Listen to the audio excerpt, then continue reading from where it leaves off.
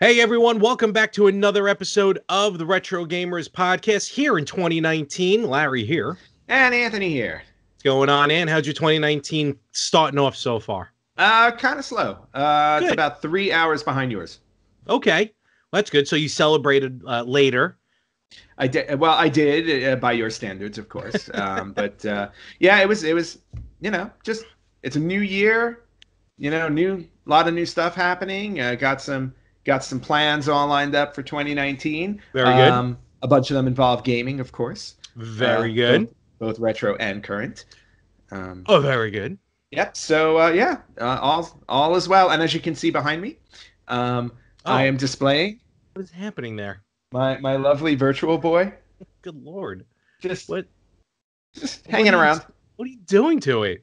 I'm testing durability, and I'm trying to see how long it can hang before it falls to the floor. Anthony has it suspended like David Blaine from his ceiling in some sort of wicked endurance test. Yes, and so far it's holding up really well. I see that. I've had it up there for. Hold on. Okay. 6 days, 17 hours, 47 minutes, and 32 seconds. 33, 34, 35. How have you not bumped into it? Oh, I just go around it. Or the cats try and knock it down. Well, one of my cats actually tried jumping up to get it from the chair. They basically swatted it. It just spun around, kind of like this. Oh, it's gonna get sick. Yeah, that's perfectly fine. It doesn't even make a full rotation. Well, maybe if it gets sick, maybe it'll throw up its 3D, or what it passes for is 3D. So yeah, apparently if you're just tuning in, Anthony clearly won the contest, and he is yet to destroy it. At this point, I almost want to put it out of its misery. No. We're having fun over here. Boo. Oh well. Well, we'll see what happens. Maybe with any luck, gravity will take over. Yeah, it just might. But you know what? I have a feeling it's going to be perfectly fine right where it is. Dang it. So we got a lot of stuff to talk about today. We got some news. We got some features, stuff coming up in 2019. One thing I do want to mention real quick that I noticed, and it didn't take long for Nintendo or I guess the company Hamster to work on this. A couple weeks ago, I showed off the flip grip that I had gotten from Kickstarter, which is an awesome device that just basically lets you play those old school arcade games on the Nintendo Switch in the mode they're designed for, vertical mode. So it takes up the full, Switch screen. So very cool device. It works perfectly. It's awesome. So I've downloaded a couple of arcade games, and most recently I downloaded, which became available, Donkey Kong Jr., the very nice arcade port of DKJ. So it was really cool playing it. When you first start it, though, only the first, literally when you download it and start it, it asks you in what mode you want to play it in, vertical or horizontal. So I'm like, all right, vertical. Normally, in every other game, you put it in vertical mode, the controllers still work as if it's in horizontal. So it's kind of confusing at first. All right, so I do that. So now it's now it's automatically vertical, so I don't have to keep futzing with it. Put it in the flip grip, doing it, and the controllers are working wonky. Well, it turns out that the company Hamster, who makes these arcade ports of these games, pretty much made their own flip grip, kind of, sort of, and now you don't need the flip grip. You just have the Joy-Con on the bottom that kind of holds up the whole system, and you just play like that, completely negating this wonderful piece of equipment. Well, Larry, you know what? It was fun while it lasted for you. I feel bad for these guys. All 2 weeks worth of it. But I feel bad. Leave it. Is this an official Nintendo licensed product? Yeah. So, leave it to Nintendo. They don't want anybody making anything for their systems. They want to make it themselves so they can make the money themselves. Therefore, yet another company coming up with an item that Nintendo has, either taken from them or making something better at it. Hopefully the old games won't be updated yet, so I can still take advantage of the flip grip, because I do love that item. That thing is pretty sweet. Yeah, so, I know you were very ecstatic when you were explaining it on the show. Yeah. So, all right. And, about things. Yeah, I'm just excited. Just like my hat, as one YouTuber commented on my YouTube page once, that my head is so big. Yes, it is. My hat is on the last snapback. And what happens when it no longer can fit? Then I have to go to the doctor. Yes.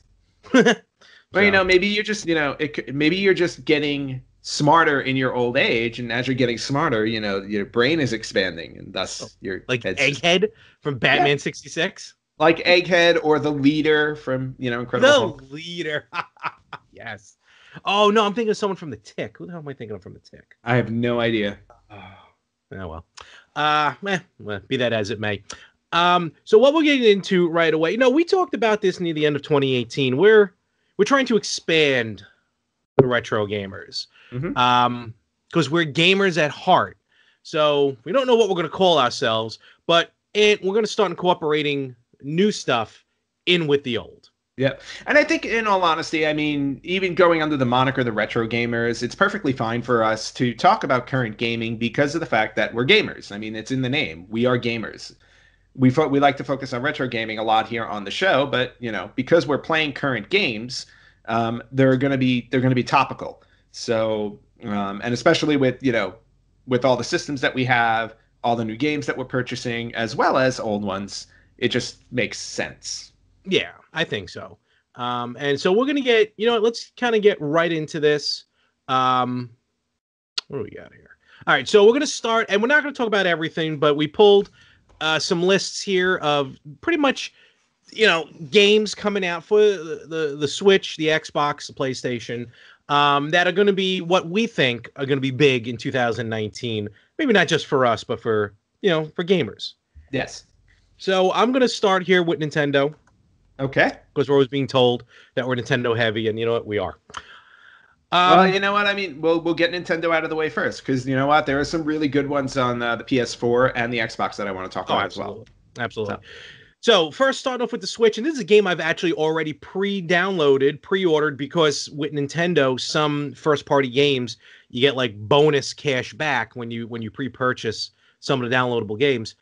January 11th, new Super Mario Brothers U Deluxe, which is the port of new Super Mario Brothers U, which originally came out on the Wii U. Just another game in the series of Wii U games coming to the Switch. Well, yeah, I feel like because the Wii U was a failure for Nintendo, that they have all of these games on the Wii U system that people didn't get an opportunity to play because they didn't buy the Wii U. So now that the Switch is such a huge hit, it's very easy for them to just dip into that Wii U library and bring them over to the Switch. I mean, it's smart. I'm sure it's cost effective, and it also increases the Switch library, which was very important. Not only that, this game was awesome. This game was fun, and this game can be fun on a portable design, which hence the Switch. It's going to have, it's going to come with the I guess you can call it DLC, new Super Luigi U, which was available. 164 level battle, boost rush, challenge modes. So this one's going to be fun. Be on the lookout for new Super Mario Bros. Deluxe U on January 11th. Yeah. I'm gonna jump in with one for and what we're gonna do, Larry and I are just gonna tag team here. We're just gonna go back and forth on games that we're both that each of us are interested in. And some of these are multi-platform as well, which will indicate. And the first one that jumps on my list is for it's not only coming out for the Switch, which, by the way, very, very happy that this is coming out for the Switch, but this will also be released on the Xbox One, PlayStation 4, and PC on April 23rd. And I am talking about the latest Mortal Kombat game in the Mortal Kombat series. Mortal Kombat 11 is going to be across all platforms. And again, the surprise here is that Nintendo generally is, the family-friendly console. It tends to stay away from ultraviolet games. However, they are not adhering to that with the Switch. I feel like they're really pushing it now, and they're like, you know what? We want to compete with everybody else, so we're going to offer these adult games. Case in point, Mortal Kombat 11 will now be available on the Switch along with every other major console. So, and if you're not a fan of Mortal Kombat, then we just can't talk to you. Yeah, Mortal Kombat. It's been a while since we saw Mortal Kombat on a Nintendo system, and I think it's not only that, but I think just the Switch can handle the graphics like a PS4 and an Xbox, somewhat. Not talking 4K, yes. But yeah, no, definitely looking forward to that. A game I want to mention, which also will be multi-platform, and this game actually was a Kickstarter, which I think I backed. Now that I think about it, I gotta go back and double check it. Made by former lead producer of the Castlevania series. Oh, yes. Which I can't remember his name, but the game is Bloodstained: Ritual of the Night. Yes. It was that game looks awesome. Right? It was funded on Kickstarter back in 2015. It's going to be coming out this year, hopefully. And when it's from someone who worked that closely on a Castlevania series, you got to know it's going to be a good game. Yes. No question about it. And I remember seeing the previews for this game, or for the Kickstarter campaign, and it just looks outstanding. So I'm definitely looking forward to that when that drops. Totally. Moving on to another Nintendo license game. Well, actually, it's more Sega license game. But it seems that Sonic the Hedgehog and his friends are making a return to the Nintendo Switch in a more competitive nature. On May 21st on the Switch, we are getting Team Sonic Racing. So, if you're a Mario Kart fan, here we are. It's Mario Kart with the characters from the Sonic universe, and that's being done by Sega. It was originally supposed to come out, I think, in the winter of 2018. It got delayed slightly, so now it's coming out on May 21st of this year. So that's going to be fun. Just another racing game, another multiplayer kind of situation there. Plus, it's always nice to see Sonic appear in another game. Oh yeah, it's not going to be it's not a remake, is it? I think it's an all new game. It is an all new game. Yeah. No, it's all new. Okay, because they had a kart game before. They did. Yeah. I believe it was Sega All Stars or something like that. Or Sonic All Stars. Yes. Yeah. Know what they had? They had a Sonic racing game, but you raced on foot. Okay. I think it was Sonic this one they were actually driving cars. Now, why would Sonic want to drive a car when he already runs fast? We don't know, but you know what?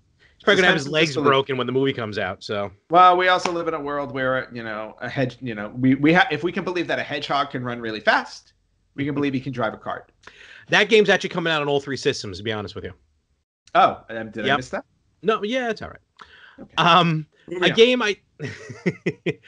game I do want to mention that is exclusive to Xbox and PlayStation. I forgot it came out on PlayStation. Oh, so not exactly exclusive. No, not because just dawned on me. I see we're making mistakes all around here. Tom Clancy's The Division 2. I could not stop talking about the first Division. I played it on Xbox. It later came out on PS4. The Division was just a game like no other. It was open-ended, basically. But it took place in a realistic, accurate New York City. The first level is the inside of Madison Square Garden. Oh, that's awesome. Oh, the game is phenomenal. So, few years in the making, The Division 2, this one takes place in Washington, D.C. And if it's anything like the first one, it's going to be a photorealistic, accurate, like if you live in D.C., the streets, you're going to be able to maneuver your way through The Division 2. So, that's cool. Oh, yeah. Well, the first one was awesome. So that one's coming out. I didn't play The Division, so I don't know. So good. March 15th. That one's going to be coming out. Sounds good. Jumping over to, again, this is still on Switch, but spring 2019. And something worth bringing up because it's very rare when a game in this series comes out on an actual console. Because it's mostly been either in Japan or on handheld here in the States. And we're talking about Fire Emblem Three Houses. Yes, Fire Emblem series is amazing. Yep. The last Fire Emblem game to actually come out on a console was Fire Emblem Radiant Dawn in 2007 on the Wii.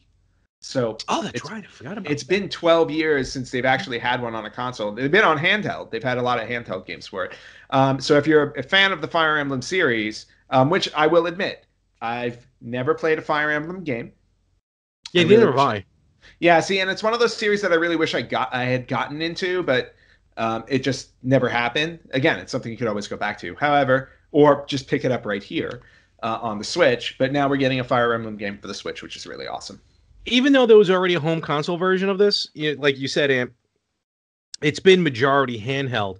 Mm-hmm. And if Pokemon Let's Go Pikachu and Let's Go Eevee shows, you can bring that same type of gameplay that was originally on a handheld, and I mean, just score a home run on the Switch, even when it's in dock mode.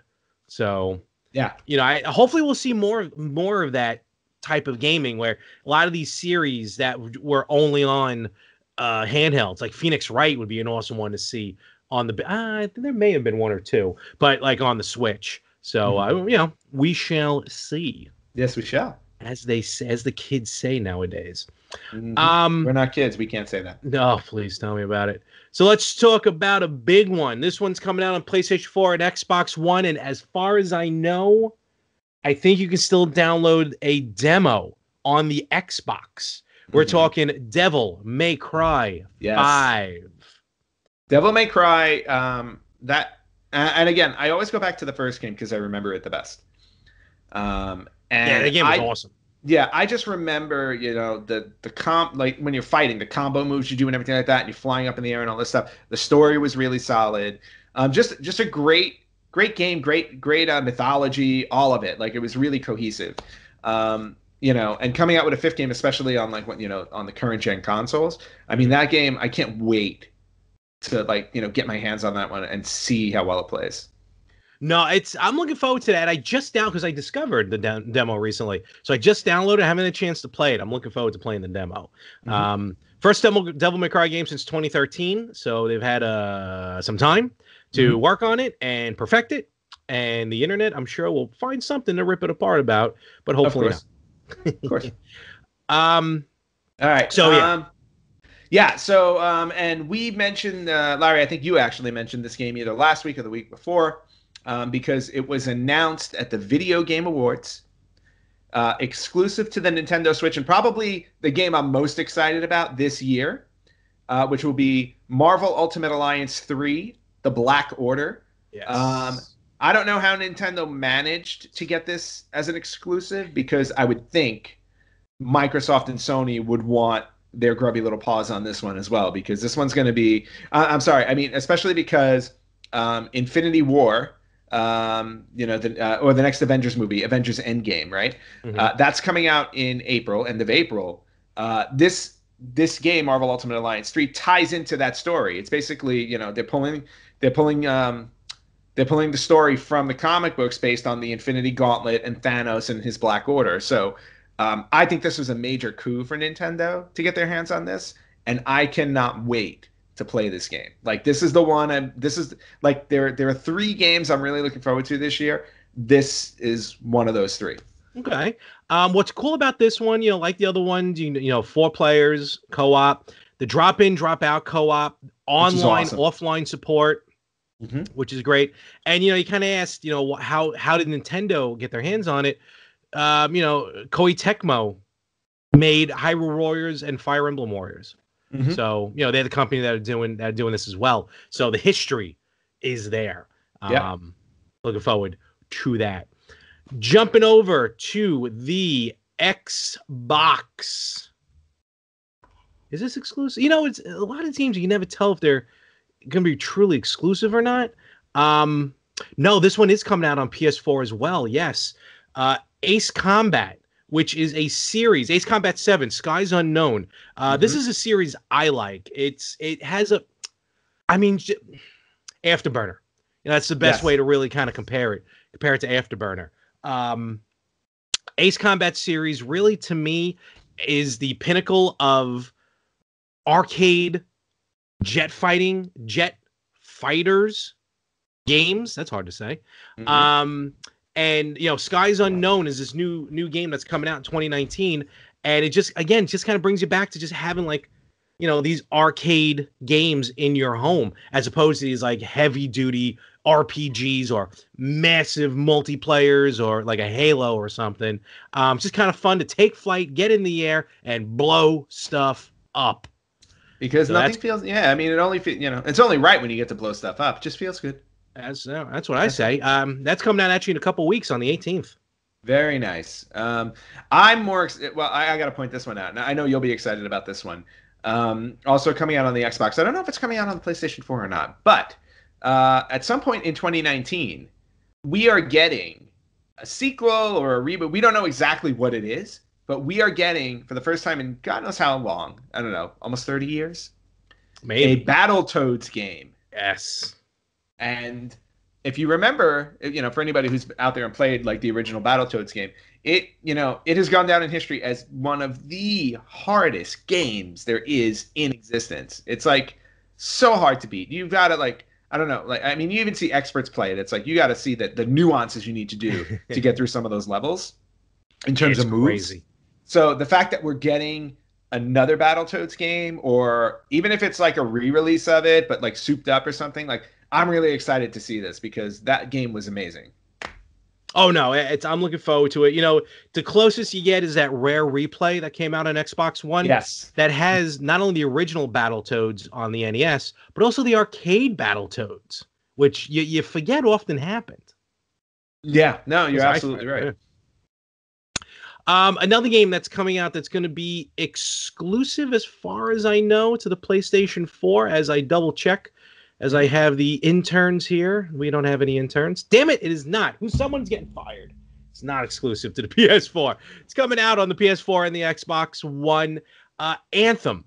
This game has been talked about. Actually, a lot of friends of mine who are big into, shout out to my friend, our friend, actually, Tim, but I've been talking to him recently about it. Mm-hmm. Into like Battlefield or, Call of Duty, things like that. But this game, Anthem, is basically just a mech-suited, Call of Duty kind of sort of. When you play online, it's you versus everyone. And if you want to kind of relate it to a little bit to what you're into, just imagine everyone is a different version of Iron Man. Hey, you know what? That works for me. I'm all in for something like that. Absolutely. Especially now that I'm starting to get my feet wet with the multiplayer online games. Yeah. Although Dead by Daylight is pretty much the only thing I play right now. So that's getting some DLC. What? Dead by Daylight? Yeah. Oh yeah. No, I've downloaded most of the DLC packs with the new killers. Cool. So, which is really cool. Okay, so my turn. Moving on. We are getting. And again, this is the second of 3 games that I'm most anticipating. Although the third one is still a bit of a question mark. We'll get to that later. But this game is coming out this month on January 29th. Okay. I believe we're getting it. We're getting it on the Xbox and we're getting it on the PlayStation 4. The much anticipated. This game was supposed to have come out, I think, a year or two ago, but they kept developing it. And we're talking about Disney and Square's Kingdom Hearts 3. Yes. And I have been waiting for this game for quite some time.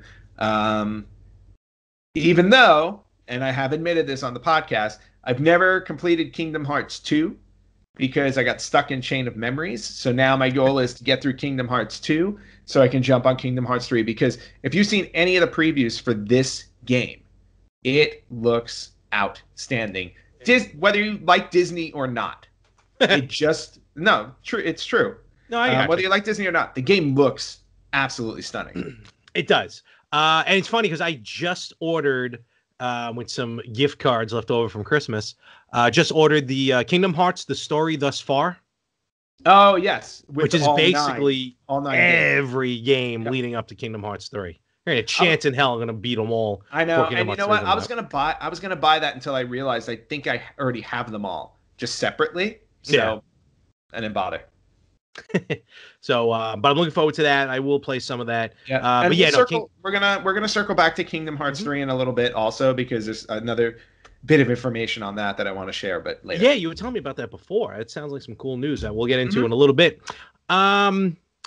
Another game coming out, multi-platform, is a reboot. A lot of reboots have been, not a reboot, excuse me, a remastered version. And this was also announced at the Game Awards. Crash Team Racing Nitro Fueled, which is Crash Bandicoot's version of kart racing, which I never played originally, but everyone who has, I've never heard a bad thing about it.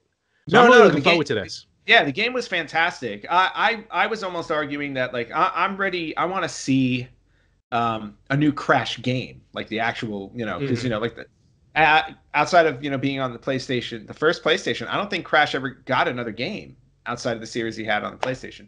So it's great to see that we're going to get a racing game with them. Maybe it's a good way to reintroduce the characters to everybody, or introduce them to kids today who don't know who Crash is, and then work your way into a new game, because I know they also re-released the original games, or they were planning on that, if I'm not mistaken. No, they did. Yeah. That's that triple pack. Yeah, the triple pack. So, so I think it's great that that we're getting a new racing game with Crash, and I'm hoping that we get some more after that as well.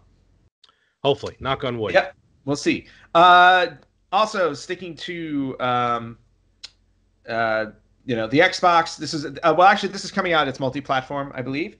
If I'm not mistaken, but coming out in 2019, we've got a sequel to Psychonauts. I don't know if you remember the original Psychonauts. Yes. So if you don't know what Psychonauts is, it's all about psychic powers, and you enter other people's minds in order to extract information, or if you're not extracting information, you're curing different neuroses and diseases and stuff in people's minds, basically. The first game, it's a 3D platforming game. First game was actually really, really fun. It's definitely like quirky and different and out there. We're getting a second one now, so it'll be interesting to see how this one works in today's game space. All right. I mean, I'm looking forward to it. I played a little bit of the original, so I'm kind of looking to get my hands ready on that one. And one of the last big ones, in my opinion, that to talk about is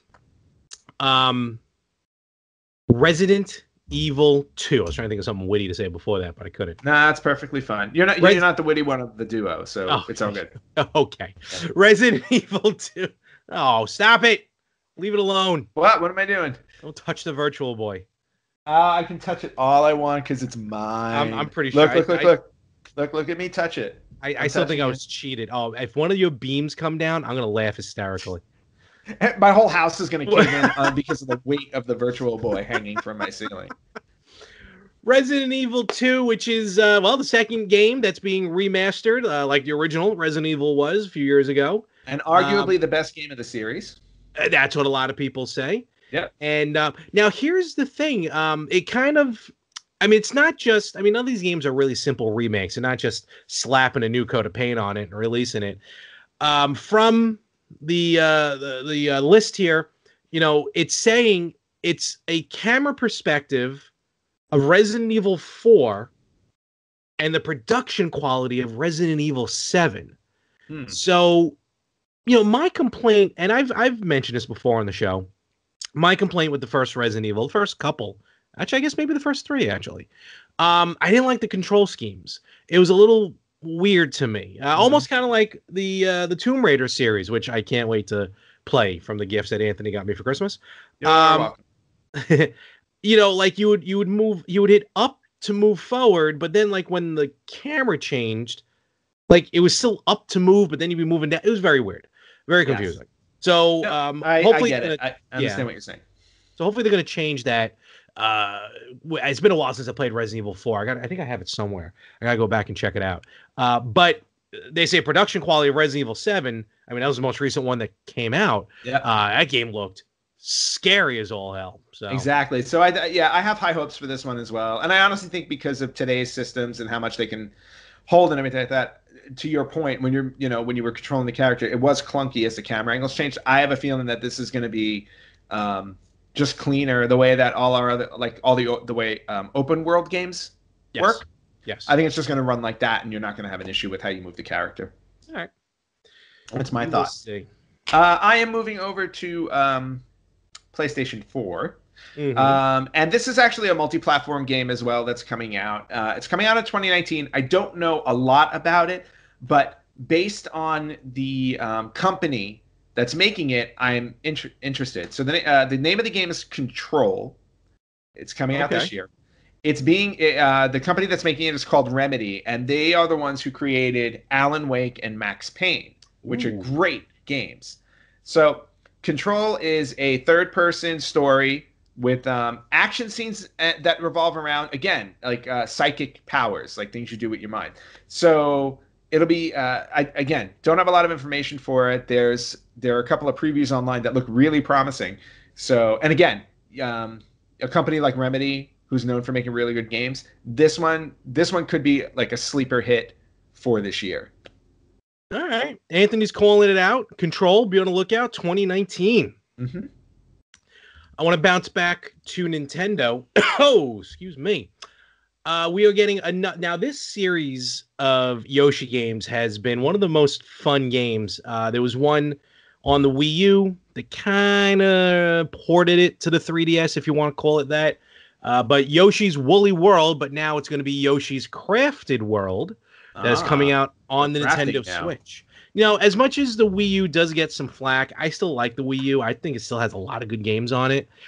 Yoshi's Woolly World is one of the best games, like best first-party platformers that Nintendo put out on the Wii U. Now, this is a brand new game. Don't get me wrong. This is not just a port like New Super Mario Bros. U. So this is a side-scroller. It plays basically the same like the other Yoshi games, like when we got Yoshi's Island way back on the Super Nintendo. But the graphics on it look just wickedly real because it's basically not plush, like yarn. Because they also got to do that with Kirby. Kirby's Epic Yarn. It's got that plush look to it. It's weird, but the gameplay is phenomenal. And if this one's gonna be anything like the Wii U and the 3DS version, you're gonna have a hit on your hands. Literally. Yeah. No, I agree. I haven't played those. I haven't played Yoshi's Woolly World, so I really don't have a basis for to talk about it. So I will take your word for it. Because I mean, just to put it into perspective, the levels are made with cardboard, construction paper, buttons, household items. It's just weird, but it all looks gorgeous when it's on the screen. Well, again, you gotta give Nintendo credit for the creativity that they come up with characters that have been well established over 30 plus years. They always manage to make something new out of it, and if they're able to create like an RPG game where everybody is made out of paper, I don't see a problem with them making everybody out of yarn. So, Paper Mario was awesome too. Exactly. It's one of those games that went under the radar for me. I completely missed it and really need to go back and play that. So Super Paper Mario on the Wii. I'm telling you right now, game is fantastic. All right, I will keep that in mind. Good. Moving back to PlayStation on the PlayStation 4. This is another sequel that gamers have been clamoring for years, and it was delayed. Finally, it's coming out late. Not late 2019. They actually have a drop date on it. It's August 27, 2019. It is the third and final game in the series, or the final chapter of the story, as they say. Yep. So it's Shenmue 3. Oh, yes. The Shenmue series. This thing's been just years in the making. Yeah, it's been years in the making. They finally got it all together. People are dying for this too. It's going to be one of the most anticipated games of the year for anybody who's a fan of this series. I think they re-released the first two Shenmues recently. Yeah, it wouldn't surprise me. I think so. So this one, but now we're getting Well, it's been such a long time. It's a good idea to kind of reintroduce it to the fans before you drop the third one. Yeah, right. Might as well. Right, exactly. And then we got a lot of games that kind of nothing bad, just kind of falling in between. There is one I want to mention that is just I'm just interested. I haven't seen any gameplay about it, but virtual reality. It hit in 2018. I think it's starting to get some strides. It's not. It's cool. I got a PlayStation VR. And I do like to play it. It's weird. Like, you don't have to be running around your apartment. You stay in one spot. But a lot of the games, and especially horror on the VR headset is just, underwear changing worthy scary. It is wild. I guess I'll have to take your word for that. Oh, it is so wicked. But there's a golf game coming out for it, and there's this game, Everybody's Golf, on the PS4, which was very cool. It's a very fun game, but it's coming out now in virtual reality, and I don't have any sports, and there really aren't any sports-heavy VR games. But I mean, if you're gonna play a sports game in VR, might as well be golf, because there's really not much motion to it. So I'm kind of looking forward to that, just to see what it's like. And on a separate side note of a game that's already out that I do want to pick up, Tetris Effect, because they say that's got a VR mode that is wicked. So I gotta try that. Yeah, I have yet to try VR. Not gonna lie, I actually have a friend of mine out here who told me I'm welcome to go by his house to test out VR, because he's all into the VR stuff. Cool. So I may have to give that a go. Well, you got one hanging from your ceiling. No, actually I don't. See, what this is a poor man's version of VR, because it's not real. It's fake. Well, you're touching it. Well, what I mean is it offers fake VR, fake 3D experience from 20 some odd years ago. No, it is a real 3D experience, but it is a fake virtual reality. It is a horrible pseudo 3D experience that nobody should ever take part in. Two of the best games ever released. But really quickly, last game that I wanted to bring up, and it was more of an announcement, but they did promise it for holiday 2019, and I'm sure a lot of fans out there are going to be interested in this. We are getting another Star Wars game. Yeah, I saw that. Star Wars Jedi Fallen Order. There's been no actual footage of the game shown. It's being done by Respawn Entertainment and Electronic Arts, and the only thing they've shown so far is mocap footage. But it's a Star Wars game. Star Wars games tend to be really solid. Their fan base is rabid, so whatever they're coming out with at the end of the year, I would think would be hopefully a solid game that lives within the Star Wars universe. And finally, I think in one of the biggest crossover games, I mean, besides Super Smash Brothers, is the biggest crossover game that was released in 2018. 2019 is going to see on the PlayStation 4 and I believe on Xbox as well. But at this point, who knows? Because my data isn't 100%.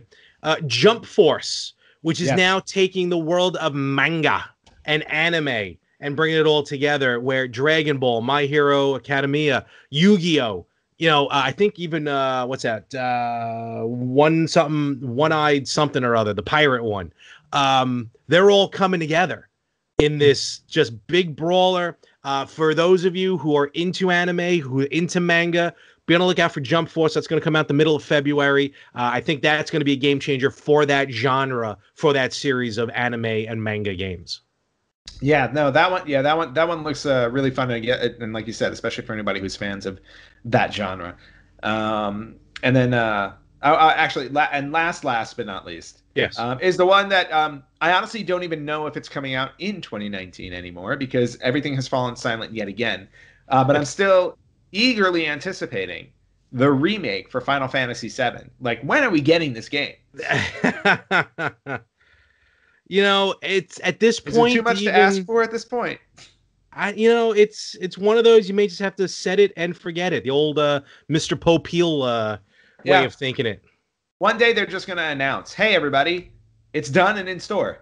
It's just available. Here, take it. We don't want to hear about it anymore. But yes, I want my Final Fantasy VII. Don't we all? So those are some of the games, a lot of games coming out in 2019. Let us know which ones you're looking forward to. Let us know which ones, maybe some that you've heard of that we didn't talk about. Of course, on the Instagram, on the Facebook, Retro Gamers Podcast. Let us know what you're looking forward to in 2019. No? Yes? No. All right, so we're back. We're going to talk some news, some retro news, some new news, some retro news, but all news is old news with new news. Yeah, what you said. And speaking of old news, hello, Virtual Boy. Still hanging? You're not going to be happy until the rafter snaps in half. You know what? It's lasted quite a bit up there, so I think I'm all good. Almost a week. Yeah. So I'm going to start with the retro news because I'm going to go way back in retro. We're going to go back to the 80s. There is a game series that I was a big fan of back on the Super Nintendo, which was known as SimCity. Do you remember the SimCity game? Oh my God, SimCity was awesome, especially when you did the $1 million, the $999,999 code. Yes. So SimCity, the idea behind it is kind of like it's a simulation game where you're building a city, and the job was to upkeep the city. And there were different things that would happen, like natural disasters and stuff like that. Challenges that you had to overcome, deal with overpopulation, traffic, basically Los Angeles in a video game. So, SimCity debuted on the Super Nintendo. However, a while ago, there was a discovery of two 8-bit NES SimCity cartridges. Two of them? Okay. Yeah, two of them. So it actually turned out that they were originally developing SimCity for the original NES, but then they scrapped it and moved it up to the 16-bit systems so that so they had more memory and they could make it look better and all that stuff. They update the graphics and everything like that. So it wound up getting released on the Super Nintendo, and the NES one just kind of fell off into limbo. Mm-hmm. That's interesting. I wonder what that would look like. You can find out because now now SimCity has been preserved and publicly released, so you can see what it looked like as an 8-bit NES the NES version, which is really cool. Oh, cool. Mm-hmm. Like on the Internet Archive or whatever that is? It is at the Video Game History Foundation. It was uploaded on Christmas Day. Oh, Merry Christmas. Yep. So you can go to the Video Game History Foundation. Yeah. You can look up the SimCity, the NES version of SimCity. And check out how it ran as an 8-bit game. Check it out. Yeah, no problem. I'll definitely check that. That'd be interesting because I love that game. Yeah. SimCity. Oh. I did too. I never really got very far though. I always went broke. I always just had Koopa just go through and destroy everything. Oh, of course. Well, that's fun. That's what I did. So here's some interesting news that I actually noticed recently, but it was made a little bit bigger because of a bigger name. Some Lord of the Ring games have been removed from Xbox, PlayStation, and PC online stores. What? Yeah. Xbox Live. Well, Tim Allen. Xbox Live, the PlayStation Network, and I'm assuming Steam. Lego, The Lord of the Rings, and Lego The Hobbit have been removed from those online services where you can no longer purchase them. Interesting that it's the Lego games, not like the standard movie games, but the Lego ones specifically. And here's why people think this happened. And again, you being out there in Hollywood, you'll know all about it. It's all about licensing. Yep. And I believe the Lord of the Rings licensing ran out for Legos. Well, it could have run out for Legos. It could have also been, and I'm not sure, and again, this is all contract related. Yeah. But the Lego Lord of the Rings game was the first game that used actual dialogue from the film in the game. Oh, did it? I didn't realize that. Yes, they actually took dialogue from the film. So they didn't have the actors re-record, come in and record anything. They actually took it straight from the film. So, and because of that, obviously actors have to get paid royalties and all this stuff. So I wonder if, to your point, maybe the licensing ran that at Lego. That's probably the case. But also, it's probably really expensive to keep those games in rotation because of the fact that they were using the licensed audio from the film. Oh, absolutely, probably. That's what I'm thinking. But this isn't the first time I've seen this happen because I remember recently on the not even the Wii U because it's available on the Wii U. Actually, I think it's still on sale on Apple TV because you can download games on Apple TV. Mm-hmm. The newest generation ones. I have a couple Sonic games. I have some vertical scrollers and stuff. But DuckTales Remastered, yes, which came out on the PS3. It's on the Wii U. It's an amazing game. It's a wonderful remastered version of the original DuckTales on NES. But I'm like, you know what? I don't know, it's like $5. It'll just be cool to own a really good game on the Apple TV.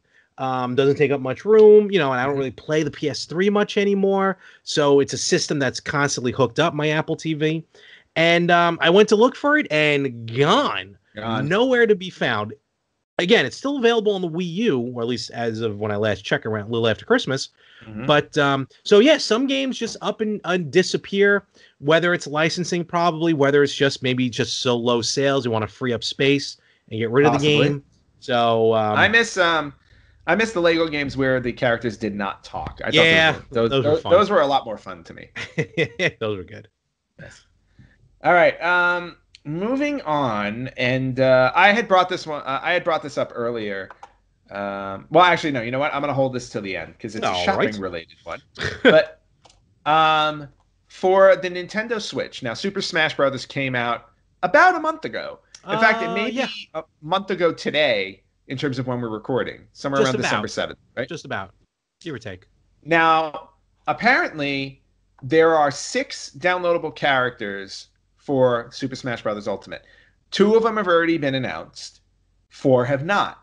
Now, there's a rumor online that was released by Mr. Anonymous Desperate of 5 Channel. Now, this is a Japanese forum, and apparently this user is known for making rumors that actually come true. Oh, okay. Should I take my headphones off for this one? If you don't want to know, I don't. I spent $25 on that season pass. I don't want to know yet. I already know that. I know the 2 of them. Obviously, Piranha Plant. Well, then why don't you know what? Take your headphones off and let me. So for anybody, don't say anything bad about me. No, I won't. I won't say anything bad about him. I will never say anything bad about you, Larry. I really don't. I really won't. I can read lips. No, you can't. But anyway, what I was about to say is anybody else who's listening or watching and does not want to know potentially who the 4 characters are, just skip this part. Skip the next 30 seconds. But I'm gonna list the 4 rumored characters. Okay. Okay, and then give me some sort of signal when you're done. All right. I will give you a signal when I'm done. Okay. Okay. All right. I'm taking my headphones off. Taking the headphones off. Headphones are off. Headphones are off. So Larry has no idea that he's. Yeah. I'm not going to badmouth him. But anyway, so the 4 characters are. We have Erdrick from the Dragon Quest series, Ryu Hayabusa from Ninja Gaiden, Steve, the default player character in Minecraft, and Doom Guy, also known as the Marine from the Doom series. And now you can, yes, Larry, you can put your headphones back in. But those are the 4 characters that are rumored to be in the game, and I think it's a solid list. Two of them pop out at me right away as like really awesome additions. The other 2 I think are just going to be fun. So we'll see what happens. We'll also see if this is true. It may not be. We'll see. We'll see. Cool. All right. And Larry will find out when they actually drop since he took his headphones out. Yes, I did. For those of you with brand new factory sealed Wii U systems, by God, take pictures of them and get them on eBay as quickly as possible. Mm-hmm. Because recently, I'm sorry, not eBay. Screw eBay. It's useless. Go to Amazon. Just sell it directly through the biggest marketer that there is. The deluxe 32 gig model, which came with Nintendo Land, which I had. I sold back. That was a terrible game. Yeah. Was listed for $789. Amazing. It was probably $375 originally, would you say? Maybe something like that. Maybe $350, maybe. Mm-hmm. The deluxe 32 gigabyte model of the Wii U that came with new Super Mario Bros. U and new Super Luigi U bundle, the game we talked about earlier, currently going for $879. That's absurd. And the basic set, no pack in game. Remember, there were 2 models. There was the black model, which was the deluxe 32 gig, and then there was the white model, which was the 8 gig, and didn't come with anything. Mm-hmm. Even that one, the 8 gig console with no game included, selling for $729. Well, the Wii U system is becoming one of those systems that it's just going to be virtually harder to get because they stopped production of them. Especially, we're talking brand new. So, And now we're at the point where people, want you to shell out for it. Oh, totally. But it's I mean, I get it, but it's funny to hear, as you mentioned before, Wii U not successful, but still the amount of money for these systems, which you can buy used, like $100 on eBay used, about 140, 150 on Amazon used, which that seems somewhat, well, still a little high, but a little more reasonable. So, but again, the games, that's why I don't get why the system didn't do well. Super Mario 3D World, Pikmin 3, Xenoblade Chronicles X, the new Super Mario Brothers, the Zeldas. It is what it is. But well, and the other thing to keep in mind also, if you did not own a Wii U, a lot of the really solid games for the Wii U are coming out on the Switch. So if you did miss out on anything great on the Wii U, chances are you're going to see it on the Switch. So you don't got to drop a ton of money to play those games on the Wii U. True. Okay. And then sticking with Nintendo, this was an article that I read that made me very excited because I am, aside from being an average retro gamer, video gamer, whatever you want to call me, I am also an avid board game player. Love yes, board you games. Are. Yeah, my friends and I play board games almost every week, and we've got every board game you can possibly imagine. Now, apparently the Nintendo Switch is becoming quite the board game console. Yeah, I remember. Yep. So back in September, a company known as Asmodee Digital announced that they were bringing 5 board games to the Switch. And the 5 board games are, and a couple of the, 4 out of the 5, I own the board games because they are amazing. So we've got Carcassonne, Catan, which is Settlers of Catan, Pandemic. Good game.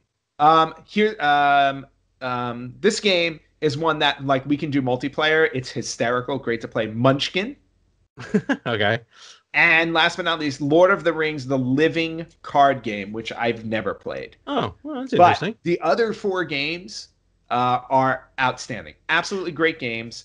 If you've never played them, I highly recommend you get a group of people together and play it, or you're going to be able to buy them on the Switch.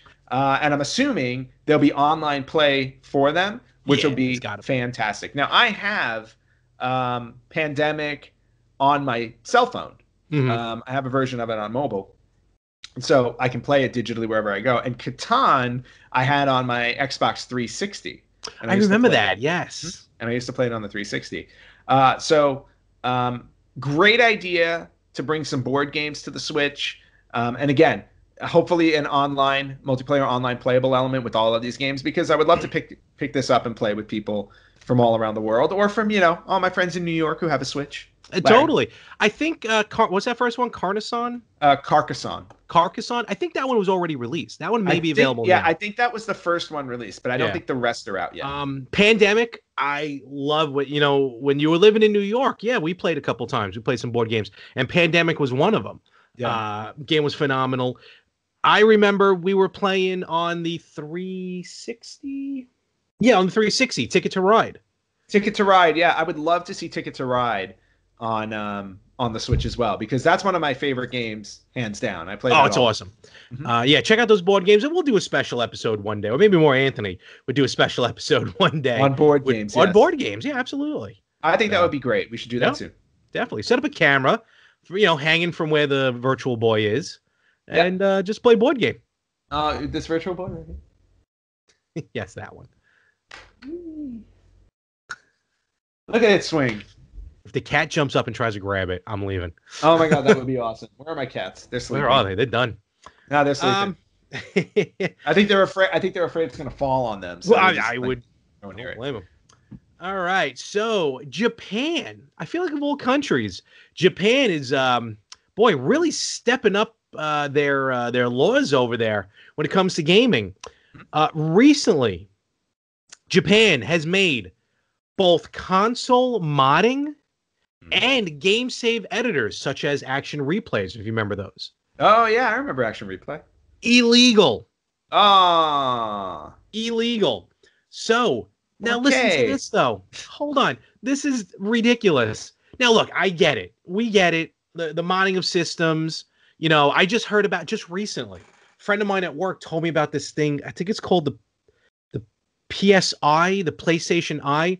Basically, some people are modding the original PlayStation, where they mod it to bypass the disc, and you plug in the back, like the extension point in the back, an adapter that you put an SD card in, and you can play PlayStation games on it. But what's interesting about it is they're not emulators. Like, they still run off the hardware of the PlayStation. Oh, wow. Even though there's no physical disc.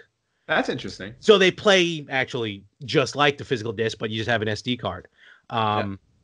So over here, and then of course the numerous consoles, classics, everything's getting modded.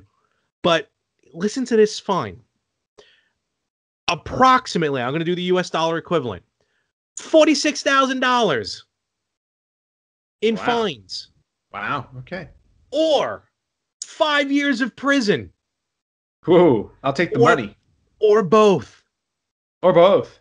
It's like the warning you get in front of a movie when you're playing it on a Blu-ray. Well, you know my stance on pirated software. I'm very against it. I agree. I'm very against it. People, work their butts off to make these games, and companies pour a lot of money into getting these things made. It's their licensed property. So it's not cool when that property gets stolen. No, I totally agree with you. This falls under the Japan's Unfair Competition Prevention Act, which actually just kicked in last month, December of 2018. This is going to be the first of many. We're going to see a lot of this moving forward. Just to quote here, quote GameSpot, the laws are designed to prevent someone from unfairly turning a profit off of a company's software or electronic product. However, the wording of the law allows it to extend over what were previously assumed to be harmless actions as well, such as adding new games to the NES, SNES, PS Classic consoles via mods or using an action replay. Mm-hmm. Now, the three actual acts that need to be done, punishable, are as follows. Distribution of game save data, editors, and programs. Distribution, selling, auctioning serial codes and product keys without the software marketer's permission. Software maker's permission. Okay. And services that offer the editing, hacking of save data and or modifying hacking game consoles. Japan's laying a heavy hammer. When you're over there, like in Osaka, and you're in and this is no knock on Super Potato. I'm just curious. Like, you ever see these things like action replay or something that kind of is advertised as like save data or something like that? I personally haven't, but I also haven't been looking for it, and B, it might be in a different language, so I wouldn't understand it. Very true. So if you're over in Japan, watch out. Yeah, be careful. Yeah. All right, moving on from that. This was something I said I was going to bring up eventually, but we all know on January 29th, Kingdom Hearts 3 is dropping, right? Yes. And this is a big deal for a lot of people. I got to the end of the month to play through Kingdom Hearts a story thus far. Yes, so hurry up. Lord. And make sure you live stream it. Maybe I should have put it on that delayed shipping. Well, maybe we should have done Kingdom Hearts January instead of Castlevania for our live stream month. But anyway, Kingdom Hearts 3 is coming out January 29th, and there are a lot of pre-order bonuses out there. And I just wanted to run through them really quickly so that anybody who's interested in buying Kingdom Hearts 3 knows exactly which version they want.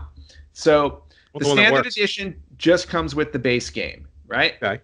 And any retailer-specific pre-order bonus, because they'll all have something a little bit different. Mm-hmm. There's also the Kingdom Hearts 3 Deluxe Edition. So it comes with the standard game for PS4 and Xbox One, plus the following bonus items. You get a Steelbook Kingdom Hearts 3 game case. Okay. You get a collectible Kingdom Hearts 3 pin. Ooh, I like pins. And you get an art book showing various art from the Kingdom Hearts game. Really? Kingdom Hearts game. All right, that's cool. Okay. Then there's the Kingdom Hearts 3 Deluxe Edition and Bring Arts figures. So on top of everything I just listed for the deluxe edition, you get the figures of Donald, Goofy, and Sora if you pre-order this through the Square Enix site. So if you go to Square Enix pre-order, you can get the deluxe edition with the Bring Arts figures. Wonder if they sell it at the Square Enix building there over by LAX. I'll stop by and knock on the door, see what they say. Okay. Sir, please leave the premises again. So if you're getting the regular version of Kingdom Hearts 3, it's $59.99. You can, if you order it off of Amazon Prime, you can get a $10 Prime credit for pre-ordering. Nice. So for those of you who have Prime, pre-ordering through Amazon also gets you the Dawn Till Dusk Keyblade DLC. So the DLC, so there's DLC coming out for the game. If you pre-order Kingdom Hearts on Amazon, you get the DLC and a $10 Prime credit. Nice. The deluxe edition is $79.99 on Amazon. Not bad. And again, it comes with the $10 Prime credit and the Keyblade DLC. Okay. If you go to Walmart, there's more. There's a ton of these. If you go to Walmart and pre-order Kingdom Hearts 3, you get an exclusive set of Kingdom Hearts 3 art cards. Oh, okay. Get some free art cards. Cool. If you go to Best Buy, you get the game, you get $10 in rewards, in Best Buy rewards, and you get a blind box keychain figure of one of the characters from the game. All right. If you do the deluxe edition, get you the same stuff. Okay. Jumping over to GameStop. If you buy the game or you buy the deluxe edition, you get an exclusive fabric poster. Fabric poster. A fabric poster. It's interesting. Okay. So that was interesting. Yeah. Again, Square Enix store.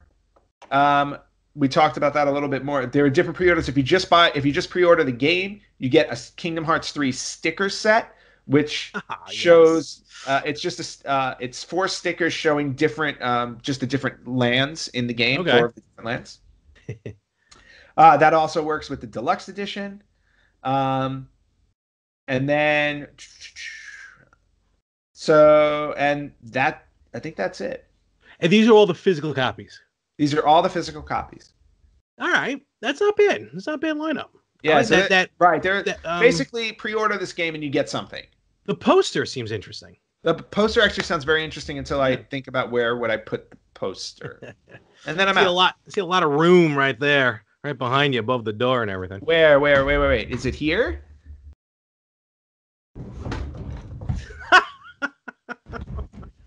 I hope that hurt. What? Where was there room? I hope that hurt. What? I hope that hurt. Oh, no, it didn't hurt at all. It was absolutely painless. I think it hurt the Virtual Boy more than it hurt me. And I know, and it hurts my heart as well. Mm-hmm. I know, also, there's a bundle on the PS4, on the PlayStation Store, where if you buy, it's like $100, you pre-order Kingdom Hearts 3, you also get Kingdom Hearts like 1.5, 2.8, and something else, 0.9 or something, and a couple other DLCs and stuff. So they're all out there. That's cool. Cool. Well, with that, maybe. Now, Kingdom Hearts is coming out on PlayStation 4. For the first time, it's coming out on Xbox. Will it come out on the Mad Box? The Mad Box, you say? Which I really have. Mad Box, Larry?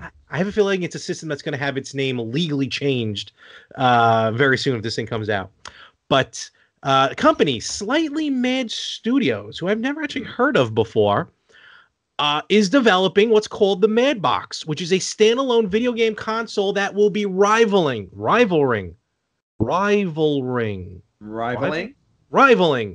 the PlayStation and the Xbox. Mm-hmm. So we're getting a system that is going to go head to head with the PlayStation and Xbox in a way that the Switch can't. Mm-hmm. Explain. Mostly probably with the 4K output. Got it. Which the Switch clearly does not have, but that's okay. No, it does not. Also, I think it's also going to be, if I'm reading this correctly, first of all, it's going to, I mean, not a lot of details came out other than just the weird look of the system which is like this M-shaped, weird, futuristic computer. Yep. Really weird. But it will have some sort of portability to it, because it will have like a carry handle. Hopefully anything like the GameCube's carry handle. Oh yeah, that went over well. The Mad Boxes will actually be able to talk to each other when they're in the same room without hooking them up to each other, which is pretty interesting for like a console, not counting the Switch. It's going to be the most powerful console ever built. Specs that will be equivalent, quote, to a very fast PC 2 years from now. Okay. Smart, they're planning ahead. Oh, absolutely. And it will support most major VR headsets. Probably like Oculus is probably the biggest one that comes to mind. Probably. And in VR, it will, and this is wild, it will allow up to 90 frames per second per eye for virtual reality play. That is absolutely insane. And probably thoroughly frightening. Because virtual reality is one of those things where it's like, yeah, it's cool, but how real do you want it to be? I told you many times, and I said it before earlier today, the horror games on the PlayStation VR are downright frightening. Okay. Yeah, I think we're heading into Ready Player One territory here. Ooh, I was just watching that this morning. And it will offer 4K visuals, which at this point are going to be coming standard anyway. So yes. Pricing. So, but very, very interesting that they're making the bold statement that they're going to be released and compete with Xbox, PS4, and Switch. So we haven't seen a company. We really haven't seen a company be able to hang with these three, in a very long time. I mean, Sega was the last one, if you think about it. No, totally. But here's the thing: they're not even talking Switch. They've already put the Switch out to pasture. They're going up against the PlayStation and the Xbox. Well, because the technical specifications of the Switch don't even compare exactly to the PS4 and the Xbox. Which, yeah, and totally get it. Yeah. But again, it's a bold statement to make, considering the fact that no other company has been able to compete with. If you want to just say Sony and Microsoft, that's fine. Nobody's been able to compete with them in their space. So it's exciting that somebody's going to try. Yep. So I'm looking forward to seeing how this actually shakes out. We're looking at about 3 years from now where the system should be available, which is funny because if it's supposed to be a PC 2 years from now, it'll already outdate itself. Exactly. And it will be competitive with upcoming console prices. So it's probably going to compete more with like the PS5 and the Xbox 127 or whatever it's going to be. Yeah, so we got we had the Xbox 360, and then the Xbox One, right? Mm-hmm. So we're due for like what, the Xbox Pi. Yes, exactly. It's going to be like the Xbox 3.144, whatever, Now I want Xbox Pi. Pi. So that's it on my end with the news. And that's it on my end with the news. We are done. And that's the way that is. No. We're done, Larry. Letterman did it so much better. Well, because he's Letterman and you're not. Larry's trying to throw his index cards and he's failing miserably at it. For those of you who are just listening to us, because Larry, remember, this is an audio show as well. One more.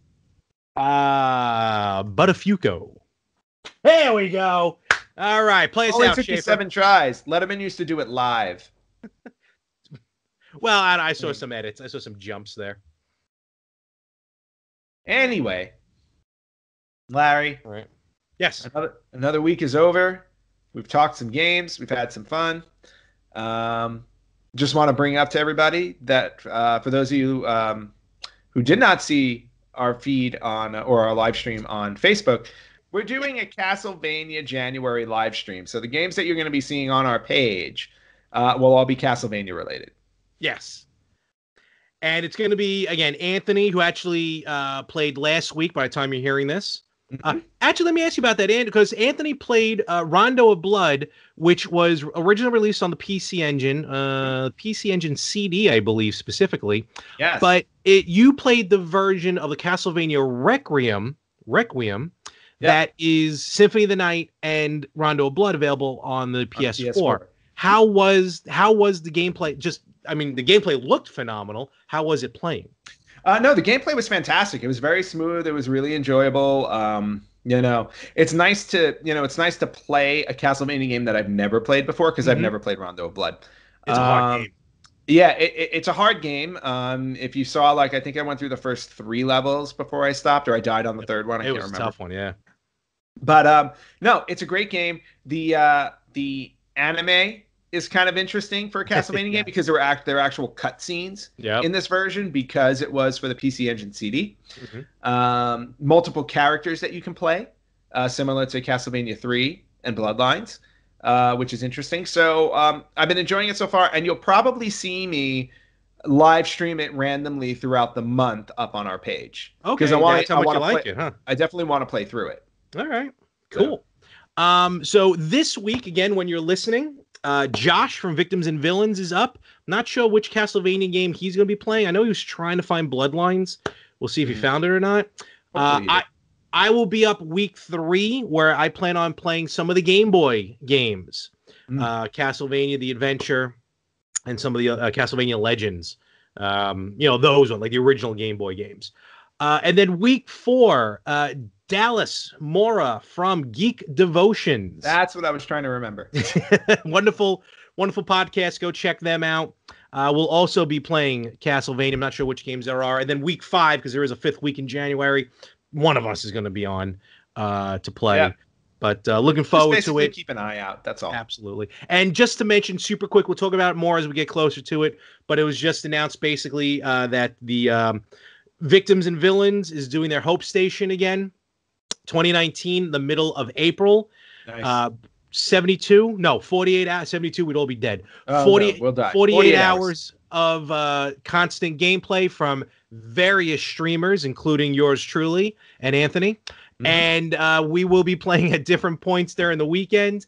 We'll let you know more as we get there, but that's going to be coming up. And of course, donations and everything will be discussed. Yes. So Ant, hit them with all the pages they can find us at. Okay. You can find us at www.facebook.com/RetroGamersPodcast. You can find us on our website at theretrogamers.com. Instagram at RetroGamersPodcast. Right? Yep. See the pattern? Yep. Yep. See the pattern.